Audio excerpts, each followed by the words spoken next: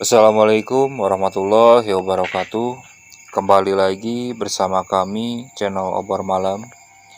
Kali ini saya akan membawakan sebuah cerita yang ditulis oleh akun arianti.story dengan judul Kaki Gunung Halimun. Untuk link cerita akan kami cantumkan di deskripsi. Silakan kalian follow dan juga support penulisnya supaya beliau bertambah semangat untuk terus berkarya. Oke, langsung aja ke ceritanya. Ruangan kelas penuh sorak bahagia ketika wali murid mengonfirmasi bahwa perpisahan SMA akan diadakan di Bali. Tapi tidak dengan gua dan Oci. Kenapa?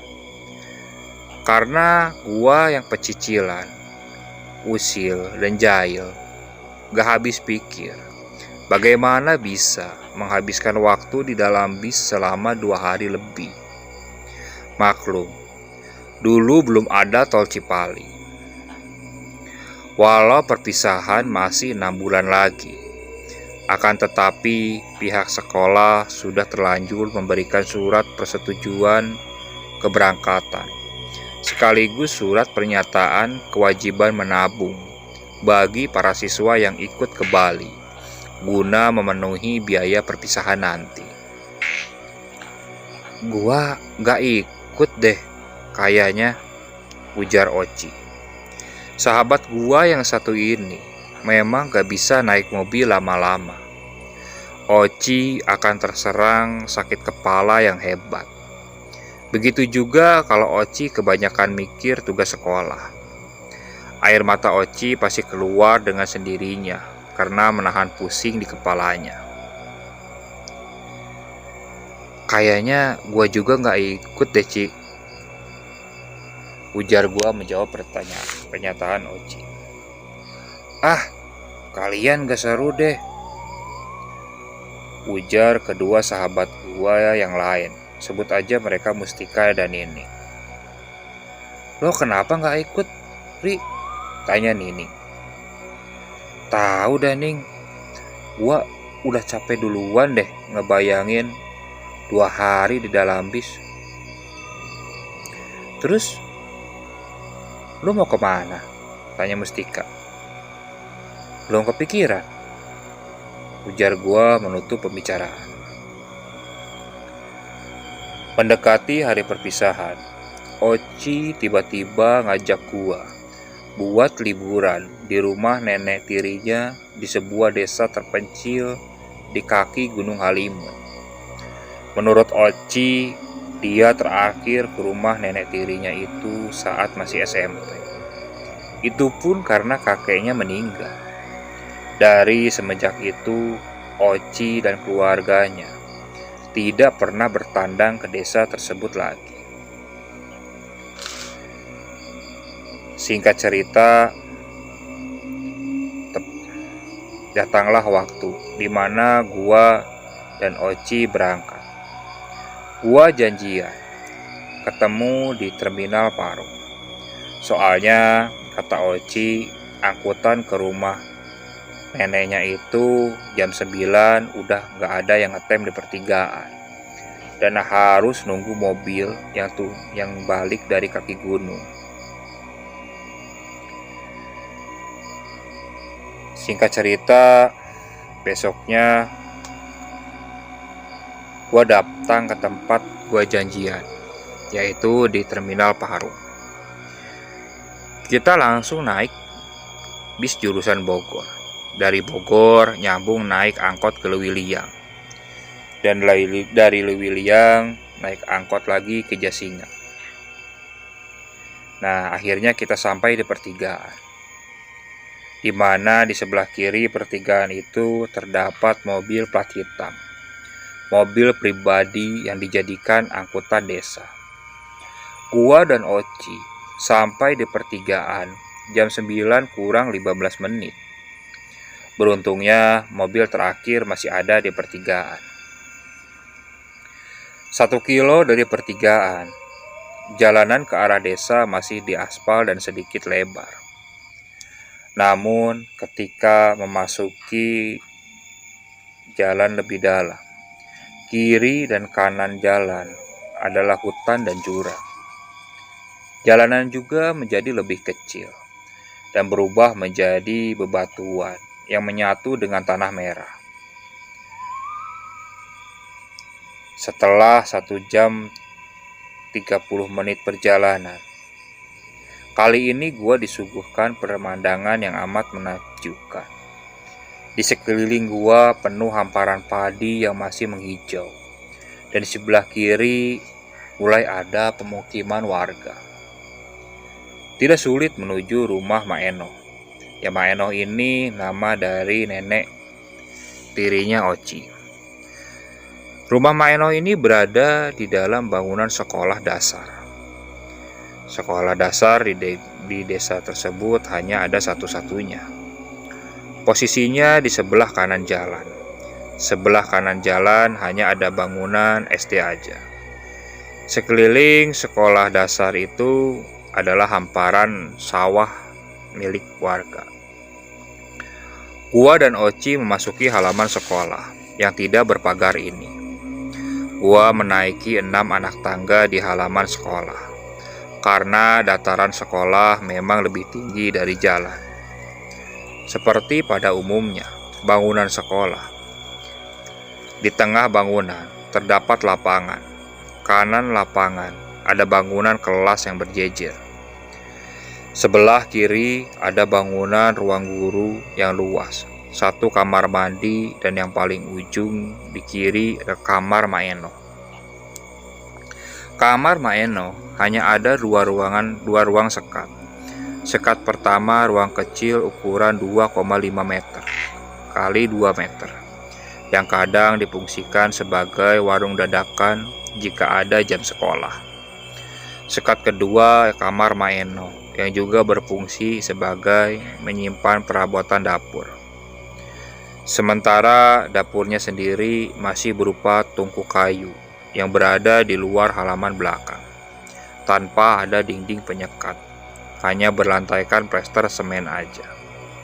Begitu juga dengan kamar mandinya, berdindingkan karung bekas yang diikat pada kerangka bambu, menutup sekitar ruangan tanpa atap.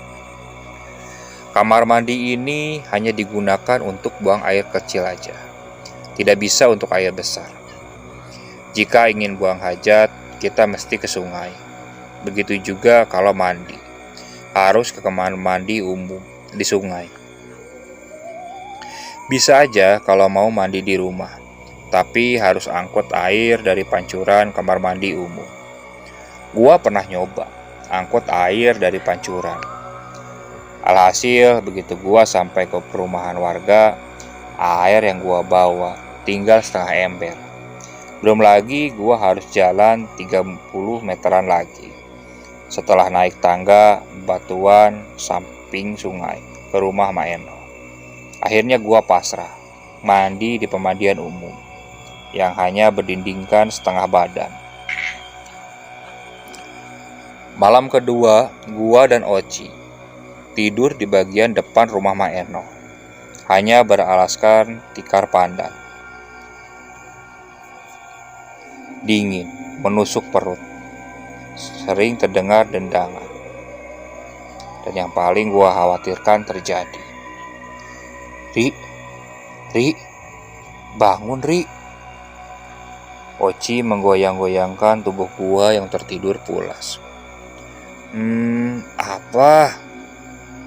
Jawab gua ke arah Oci yang masih duduk miring memegangi perutnya.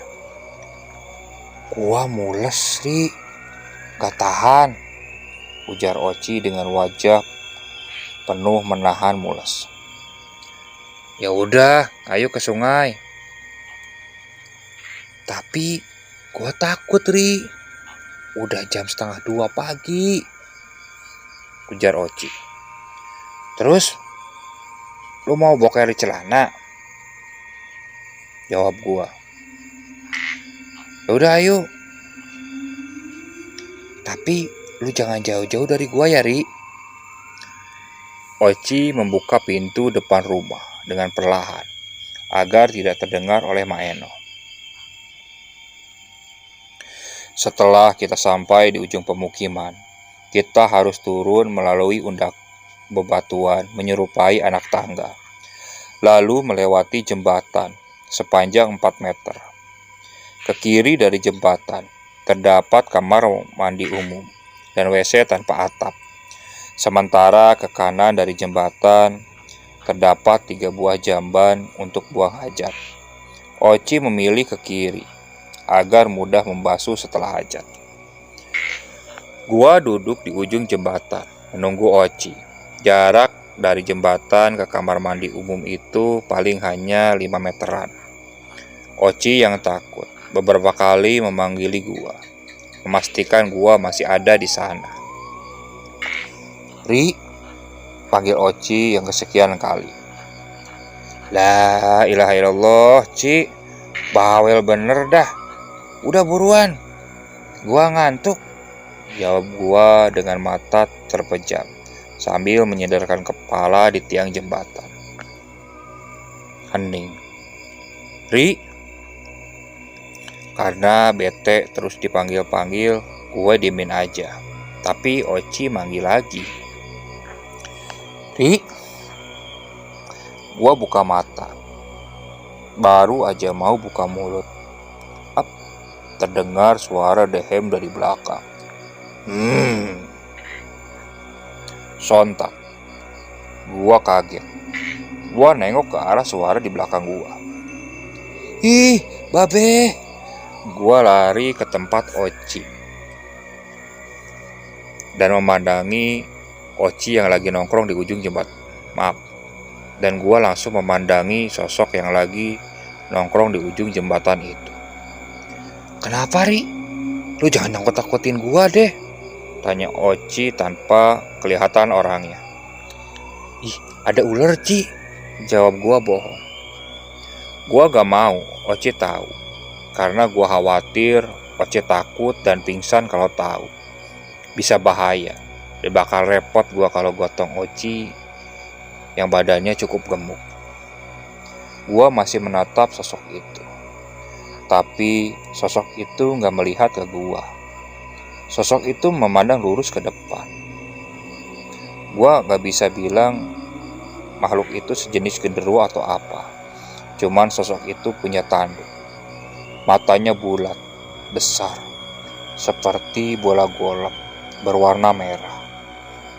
Giginya bertaring dari atas ke bawah. Dari siluet cahaya bulan, seluruh tubuhnya terlihat dipenuhi bulu lebat seperti gorila. Duh, kok gak hilang-hilang ya? Gimana bisa pulang? Nongkrongnya pas banget lagi di bawah undakan, ujar gua dalam batin. Pada waktu itu gua berharap kalau Oci perutnya mules lagi dan bisa buang hajat lebih lama, karena makhluk itu masih ada di tempatnya, yaitu di bawah undak-undakan. Tapi Oci menyudahi buang hajatnya. Gua langsung mengalihkan pandangan gua dari sosok makhluk tersebut ke arah Oci. Gua gak bisa mikir waktu itu. Gua cuma takut Oci pingsan kalau sampai lihat sosok gaib tersebut. Setelah Oci berdiri, gua cuma diam mematung, menunggu reaksi Oci. "Yuk, Ri," ajak Oci. Tanpa menjawab, gua jalan terlebih dahulu. Pikiran gua berkecambuk. Gua jalan memandang ke arah bawah. Penerangan dari HP gua cukup menerangi jalan setapak ini. Gua melirik ke arah sosok berbulu tersebut. Sosok itu masih ada, dengan posisi yang tidak berubah. Sementara jarak ke jembatan sekitar 2 meter lagi. Kok Oci gak ada reaksi ya? Apa dia belum lihat? Apa emang gak lihat ya? Gumam gua dalam hati. Setelah hampir sampai ke jembatan, gua yang bingung mesti ngapain, karena sosok itu masih ada. Gua memberanikan diri, menguatkan keyakinan. Setelah tangan gua ngeraih tiang pegangan jembatan, gua tarik napas. Gua merem dalam hati, gua gak berhenti-berhenti baca ayat kursi buat berusaha membangun sugesti. Beruntungnya jembatan ini terbuat dari bambu agak lebar dan kiri kanannya terdapat pegangan. Ketika gua melintas jembatan ini, gua hanya bisa mengandalkan pegangan jembatan kiri kanan sebagai penuntun jalan gua, karena gua jalan sambil merem. Gua udah yakin, udah bismillah gak takut, tapi gak berani buka mata. Tapi bukan gak berani lihat makhluk tersebut, tapi gua gak berani lihat apa yang nanti terjadi kalau gua jalan melewati sosok itu. Nembuskah atau gimana kah? Itu yang ada dalam pikiran gua. Setelah gua mau sampai ke undakan tangga di mana sosok itu nongkrong, gua dengar suara seperti benda besar jatuh ke sungai. Buar! Gua buka mata dan lihat ke arah suara. Jelas terlihat riak-riak air bekas kejatuhan benda besar, dan sosok itu sudah tak ada di tempatnya. Apaan itu, Ri? Lari, Ri! Lari, Ri! Oci mendorong-dorong tubuh gua dari belakang. Gak pakai pikir panjang, gua dan Oci kabur. Sekuat tenaga gua naik ke atas. Ri, tungguin gue, Ri! Tungguin, Ri! Oci yang bertubuh besar sedikit kewalahan ketika harus berlari ke atas. Setelah sampai di dalam rumah Maeno, kita berdua langsung berselimutan. Tapi kita malah gak bisa tidur. Di situ gue juga baru tahu, sepertinya Oci memang tidak melihat makhluk tersebut.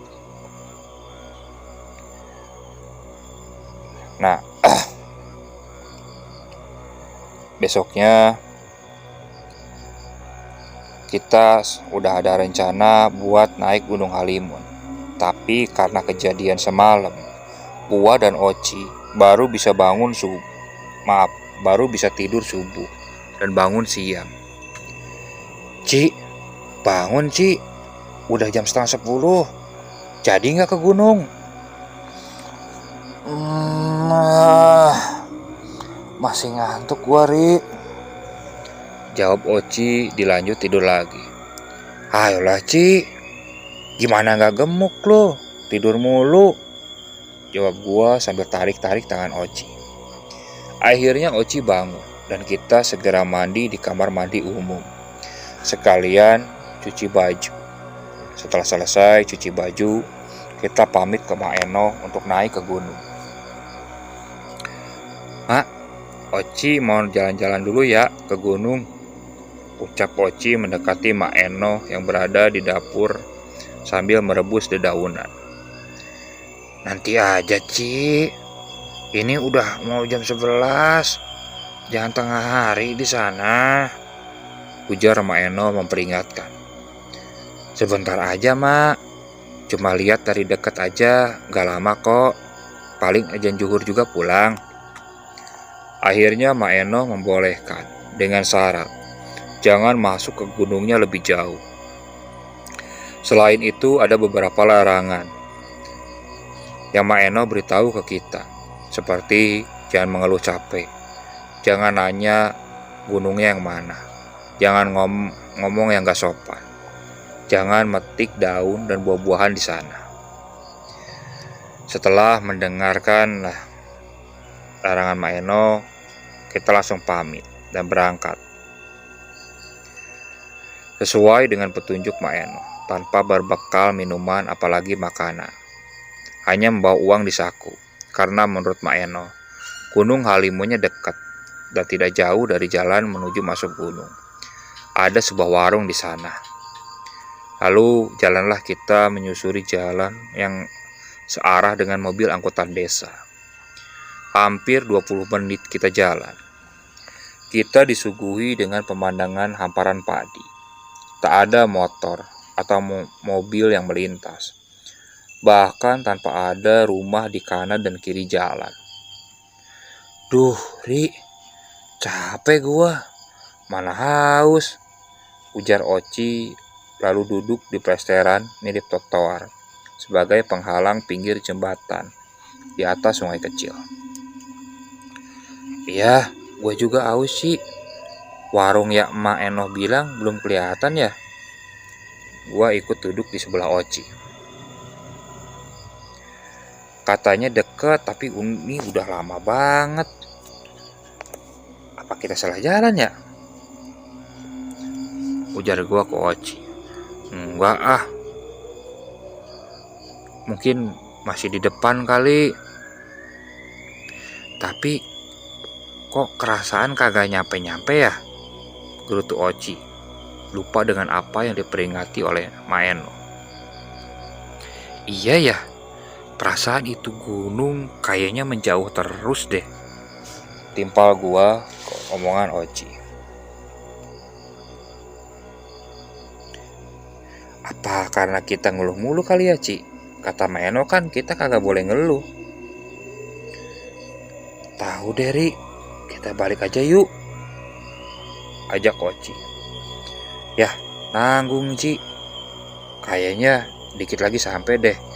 Itu di sana kelihatan atap rumah. Tanya-tanya aja. Kalau masih jauh, baru kita balik. Ujar gua ke Oci. Bener juga loh. Setelah melanjutkan perjalanan kembali, sekitar 10 menit perjalanan, sampailah kita di rumah yang atapnya terlihat dari kejauhan. Ternyata itu adalah sebuah warung. Mungkin ini warung yang Mak Enoh bilang. Tapi sayangnya, warung tersebut tidak menjual air mineral. Terpaksa gua dan Oci harus meminta air minum ke si ibu pemilik warung. Sekalian kita beli cemilan untuk bekal di jalan. Dan menurut si ibu pemilik warung, jalan menuju gunung yang Mak Enoh tunjukkan sudah tidak seberapa jauh lagi. Setelah mengucapkan terima kasih, kita lanjutkan perjalanan. Sebenarnya setelah dari warung, jelas terlihat di hadapan kita pepohonan yang tumbuh membentuk gunung. Hanya saja gua dan Oci belum menemukan jalan masuk ke arah sana. Karena area tepi jalan dipenuhi oleh semak-semak yang menjulang tinggi. Jalanan mulai berkelok ke arah kanan, lalu berkelok ke arah kiri. Tidak jauh setelah itu, ada sebuah perkebunan di balik semak-semak yang tidak terlalu tinggi. Sehingga gua dan Oci bisa melihat seorang bapak-bapak yang sedang memanen ubi di kebunnya. Permisi Pak, kalau mau naik gunung Halimun, lewat mana ya? Tanya Oci dari balik semak-semak dengan menggunakan bahasa Sunda halus. Bapak yang awalnya membungkuk langsung menoleh ke arah kita. Neng mau naiki gunung? Dahinya terlihat mengkerut. Mungkin aneh dengan kita yang menanyakan gunung tapi tidak membawa apapun. Tidak Pak, hanya ingin tahu atau lihat gunung dari arah dekat, jawab Oci. Gua yang gak ngerti bahasa Sunda, hanya ikuti aja yang dikomandokan Oci. Oh, lewat situ aja Neng, cuman hati-hati, jalannya jarang dilewati, hanya dipakai warga kalau lagi cari kayu bakar. Tangan si bapak menunjuk ke ujung perbatasan kebunnya. Oh iya Pak, terima kasih banyak ya Pak, ucap Oci menganggukkan kepalanya, tanda terima kasih.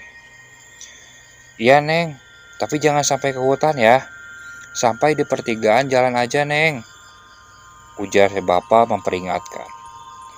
Dari kejauhan, jalan ini hanya semak, tapi setelah didekati, ternyata ada jalan setapak yang lebarnya kira-kira sekitar setengah meteran. Jalanan sedikit sulit, karena selain agak menanjak, jalan setapak ini dipenuhi dengan semak, membuat gua dan Oci sangat berhati-hati berjalan. Kalau nggak hati-hati, akan ada banyak pohon duri mengenai kaki kita. Benar aja yang si bapak bilang, kita menemukan pertigaan, dan tepat di depan pertigaan, gua dihadapkan pada batu gunung yang sangat tinggi dan besar. Gua lihat, batu itu berwarna putih, berselimut lumut, dan pohon rambah. Dari atas sana, gua bisa lihat si bapak lagi di kebunnya. Di sana, gua dan Oci berdecak kagum. Gua sentuh batu itu, memandang ujung, meraba batu itu yang tinggi. Akhirnya, bisa juga kita sampai di gunung ini, ujar gua ke Oci.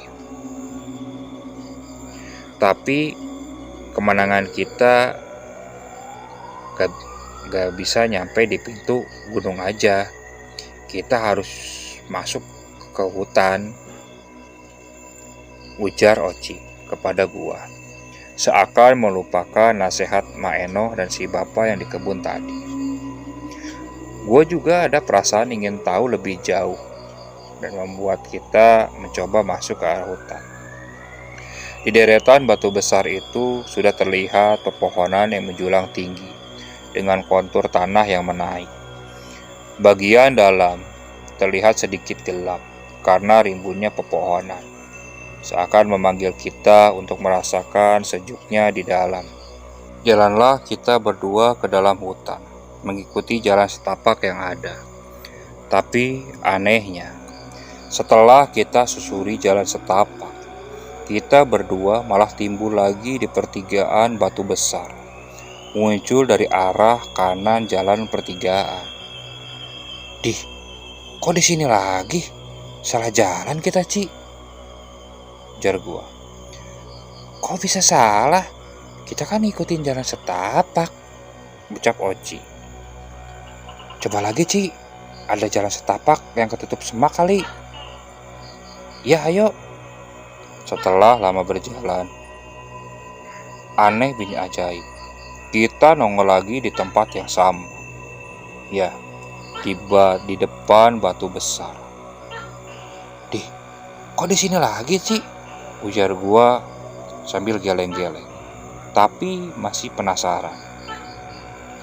Iya ya, Ri. Perasaan gua perhatiin kita jalan lurus aja deh. Gak ada belok ke kanan dan kiri.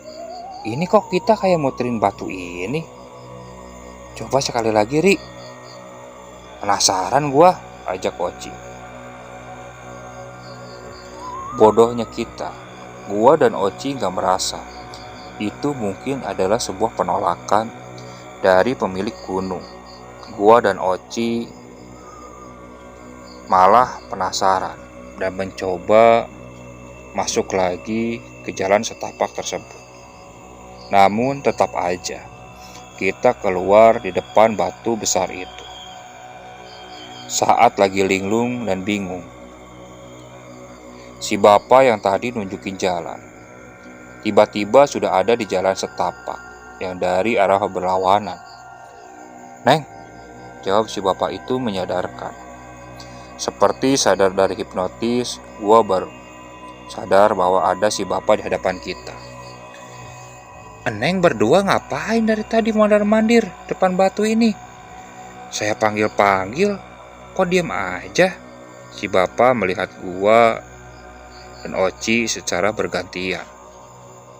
Dalam hati gua, mungkin bapak itu tahu kalau kita mencoba masuk ke dalam hutan dan mencoba memperingatkan lagi.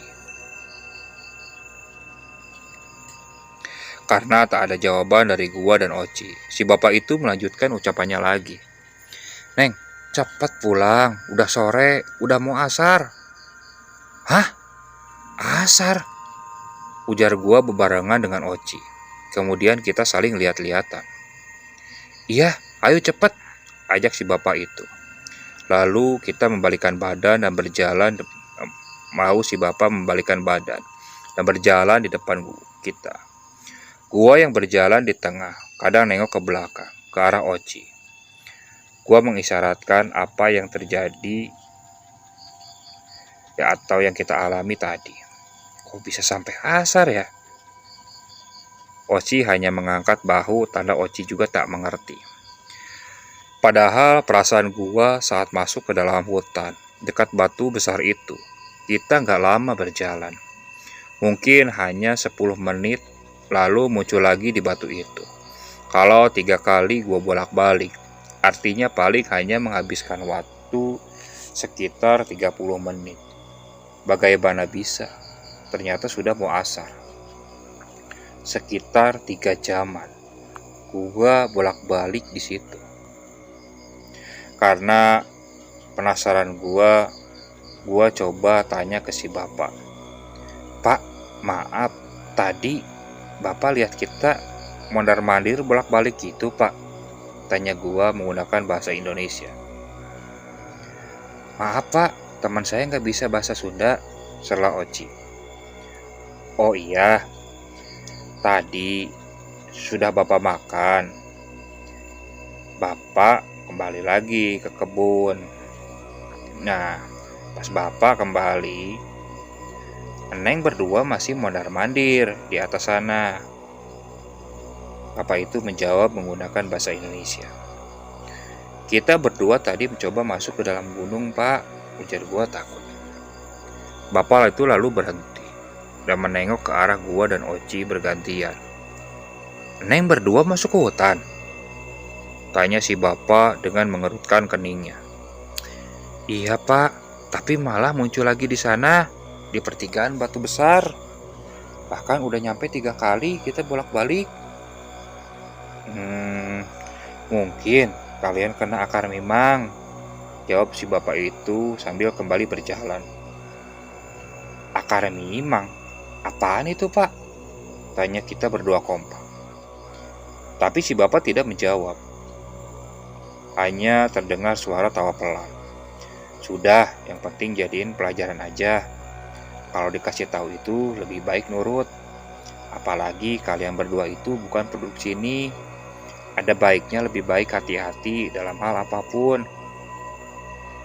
Iya, Pak, terima kasih nasihatnya. Maaf, tadi kita melanggar peringatan Bapak, ucap Oci. Ya, yang penting mah kalian tidak apa-apa. Udah, sekarang langsung pulang aja ke rumah ya, ujar si bapak itu. Setelah mengucapkan terima kasih berkali-kali, gua dan Oci segera menyusuri jalan besar. Percaya nggak percaya, tidak butuh waktu lama untuk gua dan Oci sampai ke rumah Mak Eno. Setelah di rumah Mak Eno yang sudah mengkhawatirkan kita. Ya Allah, Gusti, kemana aja sih, Ci? Katanya, mau lihat gunung. Kok lama banget? Akhirnya, Oci bercerita ke Mak Eno tentang apa yang kita alami. Tah kan, tenurut tah ke emak. Sana, sholat asar dan zuhur dulu. Sholat zuhur dulu. Si nenek ngomong sambil belepotan, karena sambil makan. Benar aja, saat rakaat ketiga kita menjalankan sholat zuhur, azan asar langsung berkumandang. Gua pikir ini azan zuhur, karena saat gua berada di hutan, dekat batu besar, itu masih mau waktu duhur. Sampai saat ini gua juga gak ngerti kenapa. Menurut Mak Eno, memang jalan arah sana dekat. Bahkan dedaunan yang Mak Eno rebus untuk makan siang dapat dari kebun daerah sana. Kata Mak Eno, bisa jadi dari awal kita memang sudah ditolak untuk bisa masuk ke Gunung Halimun. Jadi dibuat jalan jauh dan gak sampai-sampai. Dan hal yang membuat gua berputar-putar di sana, kata Mak Eno. Dan Mak Eno juga membenarkan kalau mungkin itu karena akar mimang. Waktu itu gua tanya, apa itu akar mimang?